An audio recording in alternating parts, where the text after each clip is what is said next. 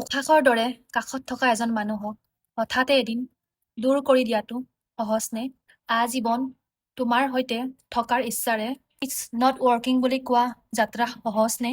সহজ নে ভাল লগাৰ পৰা ভাল পোৱা কৰা, তাৰ পাছত গোটেই জীৱন তোমাৰ বন্ধু হৈ থাকিম বুলি কোৱা কথাষাৰ মানি ল'বলৈ?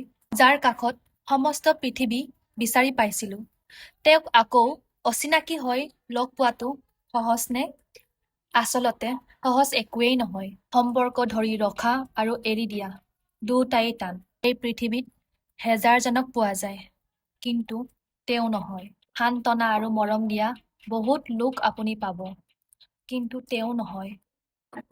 আৰু এনেকৈয়ে আমি হাঁহি হাঁহি হেৰাই দিওঁ জীৱনৰ বহুকেইটা দুখৰ টুকুৰা। আৰু শেষত আমি কওঁ ইটছ অল ৰাইট। সুখী থাকা মনে বিচৰাজনৰ লগত। মানুহবোৰ আচলতে পুতলা নহয়। আমাৰ অনুভূতিবোৰ কোনো ধৰণৰ সস্তীয়া নহয়। হেজাৰ বুজাব চেষ্টা কৰিলেও মানুহবোৰ ভাগৰি পৰে। অন্ততঃ মৰমৰ নিস্বাৰ্থভাৱে মৰম বিচৰা লোকসকল ভাগৰি পৰে। হেৰুৱা বিশ্বাস।